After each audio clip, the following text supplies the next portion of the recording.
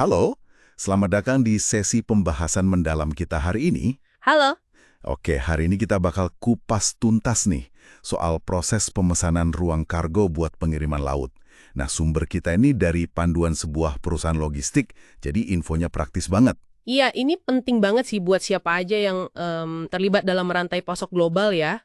Betul.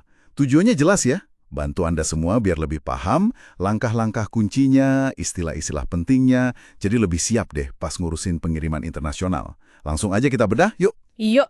Jadi pemesanan kargo laut ini kan langkah awal yang krusial ya, yang menentukan lancar atau enggaknya seluruh proses pengiriman. Oke, jadi intinya apa sih pemesanan kargo laut itu? Kalau disederhanain, ini proses Anda pesen tempat buat barang Anda di kapal gitu ya. Kapal pengangkut barang dari shipping line sesuai jadwal yang Anda mau. Iya, pada dasarnya gitu. Dan ada dua cara utama biasanya, bisa langsung ke perusahaan pelayarannya, atau ini yang sering dipilih nih, apalagi buat UMKM atau yang baru mulai, lewat freight forwarder. Oh, lewat forwarder ya? Kenapa tuh biasanya lebih dipilih? Karena ya itu, prosesnya kan lumayan kompleks ya. Banyak detail, perlu koordinasi sana-sini, dokumennya juga nggak sedikit. Nah, forwarder ini kayak perantara ahli gitulah, yang bisa bantu menyederhanakan semua kerumitan itu. Masuk akal sih. Pantesan populer ya? Oke, terus alur prosesnya gimana nih secara umum?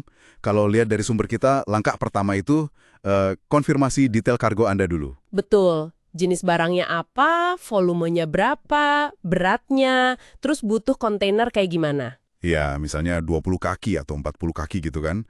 Itu ngaruh banget ke biaya sama ketersediaan ruang soalnya. Nah, informasi awal yang akurat ini penting banget. Tanpa itu, ya susah dapat penawaran atau jadwal yang pas. Oke, terus langkah kedua, pilih jalurnya. Mau langsung atau lewat forwarder tadi. Ketiga, baru deh ajukan pemesanan, terus tunggu persetujuan rute sama jadwal dari maskapai. Kalau disetujui, nanti maskapai keluarin SO atau ship order. Itu kayak persetujuan awal gitu ya? Iya, persetujuan awal kalau pesanan Anda diterima buat diproses. Tapi itu belum final ya. Detailnya kadang masih bisa geser dikit. Oh gitu. Makanya langkah keempat penting ya, yaitu terima booking confirmation. Ini konfirmasi pemesanan final, biasanya dari forwarder kalau Anda pakai mereka, isinya semua detail akhir. Termasuk nomor pelacakan juga kan biasanya? Iya, betul. Nah, kelima, Anda mesti atur barangnya dikirim ke pelabuhan sebelum closing time. Batas waktu terakhir barang diterima di terminal biar nggak ketinggalan kapal. Yeah. Wah, telat di sini bisa berabe ya. Ketinggalan kapal. Terus yang keenam, ini juga krusial. Deklarasi pabean. Siapin dokumen mesti benar dan lengkap. Penting banget ini. Biar barang nggak ketahan kan? Iya. Dan terakhir, kalau udah lolos pabean, barang dimuat ke kapal, baru deh keluar Bill of Lading atau BOL, bukti kontrak sama tanda terima barang. Nah, soal booking confirmation tadi, perlu digarisbawahi lagi nih. Ini bukan cuma sekedar nomor resi loh. Dokumen ini tuh dasar kesepakatan final, mengikat semua pihak soal detail kiriman, dan sering jadi acuan buat bayar-bayaran juga. Antara pengirim, penerima sama bank ya? Betul, jadi krusial banget itu. Oke. Ngomongin detail, ada tips penting lain nih pas mesen. Sumber kita bilang pesen jauh-jauh hari. Idealnya 2 minggu sebelumnya. Bahkan bisa sebulan ya kalau lagi dekat musim libur atau peak season. Iya, karena kapasitas kapal kan terbatas. Permintaan bisa melonjak gitu aja. Selain itu, kasih perkiraan berat kargo sedetil mungkin. Ini penting banget. Maskapai punya batasan berat per kontainer dan total berat di rute tertentu. Oh, demi keselamatan dan keseimbangan kapal ya? Iya, kalau lewat batas bisa kena biaya tambahan yang lumayan. Atau malah muatannya ditolak. Waduh. Nah, satu lagi peringatan penting. Hati-hati kalau kirim barang berbahaya atau dangerous goods. Oh ya. Ini harus ekstra hati-hati. Pastikan klasifikasi sama dokumennya 100% akunat sesuai aturan internasional. Salah dikit aja, akibatnya bisa fatal. Denda besar atau kargo ditahan. Betul. Kepatuhan regulasi di sini harga matilah. Nggak bisa kompromi. Demi kelancaran dan keamanan semua pihak. Oke, sekarang kita coba sentuh sedikit istilah umum ya, khususnya Incoterms. Ini kan yang ngatur tanggung jawab biaya sama resiko. Contohnya FOB, Free On Board. FOB ya? Ini umum banget, artinya penjual tanggung jawab sampai barang dimuat ke kapal. Lewat titik itu, risiko sama biaya pindah ke pembeli. Ya, FOB itu menetapkan titik serah terima yang jelas di pelabuhan muat. Terus ada EXW, X-Works. Nah, kalau ini, pembeli ambil alih hampir semua tanggung jawab, biaya, risiko, sejak barangnya siap di tempat penjual, pabrik atau gudang gitu. Iya. IXW ini kontrol logistiknya penuh di pembeli, tapi ya bebannya juga paling besar. Lalu ada DDP, Delivered Duty Paid. Kalau Anda pilih ini, biasanya lewat forwarder ya.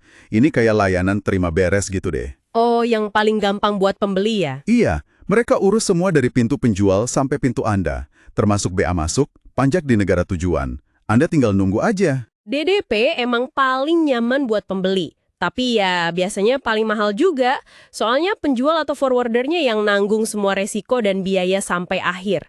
Dan jangan lupa tadi, BOL, Bill of Lading. Ah ya, BOL, dokumen vital itu ya, bukti kontrak dan kepemilikan sementara. Nah, paham Incoterms ini penting banget. Ini bukan cuma jargon loh ya. Ini tuh fondasi finansial sama operasional pengiriman Anda. Menentukan siapa bayar apa, kapan risiko pindah. Betul, siapa yang urus asuransi tiap tahap. Salah pilih Incoterm, wah bisa muncul biaya tak terduga yang lumayan gede. Oke, jelas banget soal Incoterms. Nah, balik lagi sedikit ke peran freight forwarder. Sumber kita nyebutin keuntungan pakai mereka itu karena mereka punya hubungan baik ya sama maskapai. Iya, biasanya gitu. Jadi bisa dapat alokasi ruang sama harga yang lebih bagus, apalagi pas lagi rame-ramenya. Musim rame gitu ya. Terus mereka juga bisa bantu rancang rencana transportasi yang paling efisien dan nawarin layanan lengkap dari awal sampai akhir. Intinya sih, nilai tambah forwarder itu di efisiensi, potensi hemat biaya, karena skala negosiasi mereka sama keahlian mereka ngurusin kerumitan logistik global. Termasuk ngatasin masalah-masalah tak terduga. Kayak penundaan di pelabuhan transit atau perubahan jadwal gitu ya? Iya, betul. Mereka udah biasa hadapi yang kayak gitu. Oke, jadi jelas banget ya, pemesanan kargo laut ini proses yang terstruktur. Banyak detail pentingnya. Paham alurnya, paham istilah kuncinya kayak Incoterms tadi, itu benar-benar bisa bantu pengiriman barang Anda lancar jaya ke seluruh dunia. Sip. Terima kasih banyak sudah menyimak pembahasan kita kali ini. Sama-sama. Nah, sebagai penutup nih, ada satu hal mungkin buat Anda renungkan. Mengingat ada banyak banget tingkat layanan sama istilah pengiriman, ya kan? Dari AEXW yang bikin Anda harus super terlibat, sampai DDP yang serba otomatis. Masing-masing punya implikasi biaya dan tanggung jawab beda-beda. Iya juga ya. Nah, gimana Anda nanti nentuin pendekatan yang paling pas? Coba pertimbangan deh, kebutuhan spesifik bisnis Anda apa? Anggarannya gimana? Terus seberapa nyaman Anda ngelola risiko logistik? Strategi mana yang paling cocok buat pengiriman Anda selanjutnya? Coba dipikirkan baik-baik ya.